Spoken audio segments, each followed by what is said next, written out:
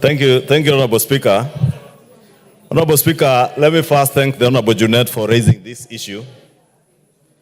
Because, Honorable Speaker, at times we are afraid to speak for ourselves because we'll be seen to be fighting the church or religious leaders. And let me thank Honorable Junet because the issue he has raised is not an issue where he is raising an issue that is fighting anybody, but rather fighting for ourselves as members of parliament.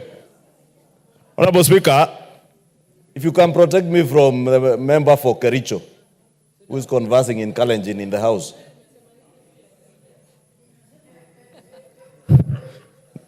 The book of Hebrews, Honorable Speaker, 13:16 says, but to do good and to communicate, forget not. For with such sacrifices God is pleased. Obey them that have the rule over you, and submit yourselves, for they watch for your souls as they that must give account, that they may do it with joy and not with grief, for that is unprofitable for you. That is the word of the Lord. And that word, Honorable Speaker, is the word I would like to remind our religious leaders, including my own moderator of the Presbyterian Church, the Reverend Thegu, whom I saw last night on TV admonishing this house, that this house is captured, that when the executive wants us to pass bills, we pass them with lightning speed. Of course we pass them with lightning speed because that is what the people elected us to do. And we do that because we are actualizing the manifesto of what we sold to the people of Kenya, because we want to remain true to the people and to God. Therefore, because you are my moderator, you cannot admonish me simply because you hail from Nyeri and you think the impeachment process moved with speed. That speed is what is expected of us under the Constitution. The Constitution gives us timelines as to when and how you prosecute an impeachment process. And let me say, Honorable Speaker, because the Honorable Junet has done good to raise this issue, we must not be afraid to tell our religious leaders that even when we do good, as the book of Hebrews tells us, when we give in church, we do not give in church to please the bishop, the moderator, the reverend, not even the church members, the congregations in our churches. We do it because the good book in the Bible tells us, do good and communicate because it is pleasing to God. I never go to church to please my bishop. I never go to church to please my moderator. I neither go to church to satisfy the whims of my reverend. I go to church and do what I do because it is pleasing to my God, and we shall continue to do it. And if our religious class imagines they can intimidate us, I have never walked into a church, Honorable Speaker, and asked a single religious leader to give me an opportunity to speak to church. I am glad I patronize a church that's not one of the mainstream churches in Nairobi, together with the member for Kiminini, the Honorable Kakai Bisau. And we go there and we sit in church, we listen to the sermon, and we leave. We never seek anybody to give us an opportunity to address the congregation. When they are fundraising in church, I have never seen a single politician invite himself to a fundraising in church.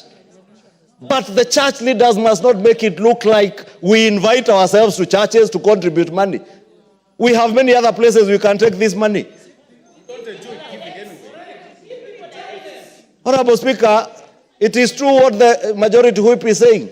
I accompanied the president to Soweto, the Catholic Church in Soweto, in Embakasi East. When we sat to have a cup of tea with the church leadership of that church. They are the ones who sought the president's help and our help, together with that of the governor for Nairobi, to build a house for the father. They also sought help with the road. That road to Soweto has already been advertised in the papers for its rehabilitation. When I saw the Archbishop of the Catholic Church, with all due respect to the Archbishop of the Catholic Church, write a letter that they will return some money to the president, I can confirm to the country and to this house, not a shilling, not a cent has been returned to the president. And when it is returned, there are hundreds of churches who have sent me messages and are sending the president messages. They are waiting for the money to be returned. They are willing to receive the money to do the work of God, because it is pleasing to God, not to man, not to the bishop, not to the archbishop. Honorable Speaker, respect is earned, and it is two-way. We respect our church leaders, and they must earn that respect. If you speak at me, I'll speak back at you. If you respect me, I will respect you back. Honorable Speaker, I had my own moderator of the Presbyterian Church yesterday say things that I would not expect a church leader to say and speak of leaders. Because, again, if you read the book of Romans, it calls Romans 13, I think verse 1 to 4. It calls on everybody to obey authority, because there is no authority that is not ordained by God himself. God is not the religious leaders. God anoints religious leaders to serve his people.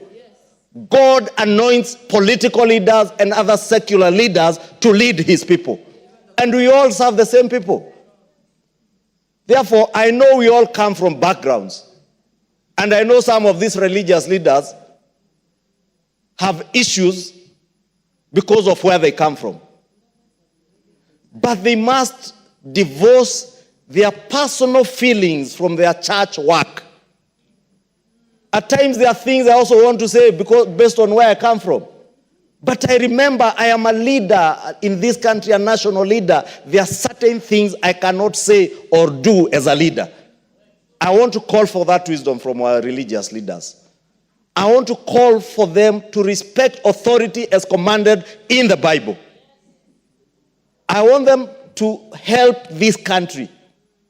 Some of the issues that I see them pointing fingers to government on are issues of morality, are issues that they should be dealing with in society. Be it femicide, be it the growing trend of LGBTQs and everything, Honorable Speaker. Be it issues touching on corruption. Actually, it's headed by a bishop. Yes, it's headed by a bishop. I hear a member saying even the anti-corruption, ethics and anti-corruption commission is headed by a bishop. Yes. And a good bishop for that matter, and we wish him well. But all these societal challenges are challenges of society that we must address them together as leaders. Both the political leadership and church leadership, or religious leaders, not just church, even our Muslim leaders. And I want to ask our leadership to work together. We cannot deal with the issues that we have seen, the challenges we have seen with femicide, challenges with our children, without working together. Honorable Speaker,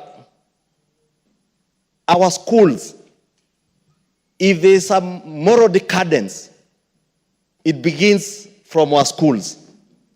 Many of our schools are sponsored by churches.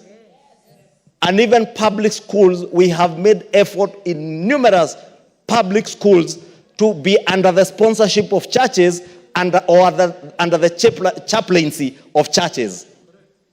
But that is where the rains are starting to beat us. The only reason you see men doing the kind of bad things they are doing to young girls is because there is something we lost in our moral upbringing. Not just as men, but as a society. But that is the work of the church. Where is the church?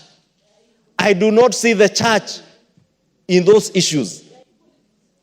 The church now is more in politics than anything else, and we welcome them to politics. Indeed, this house that they are admonishing has elected bishops and reverends and others nominated, like Bishop Kosgei. Canon Naomi of the Anglican Church is a deputy whip who whips members to come and vote for bills because that is what they are elected to do. Therefore, let me just thank Honorable Junet, Honorable Speaker, but with tremendous respect, ask our church leaders. When you point a finger at a leader, look at the four that are pointing at yourself. When you admonish corruption,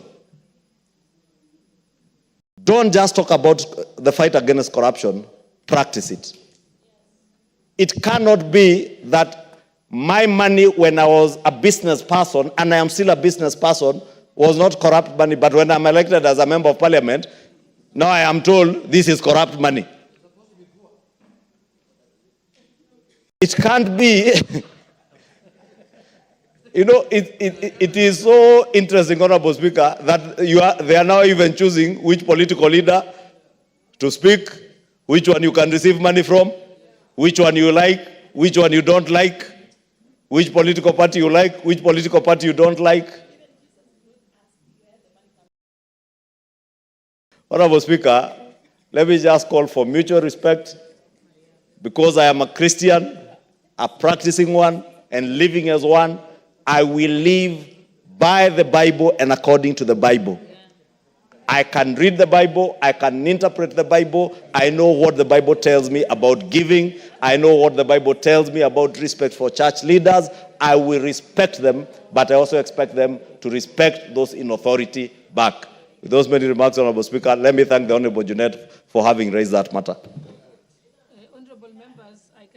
Honorable members, I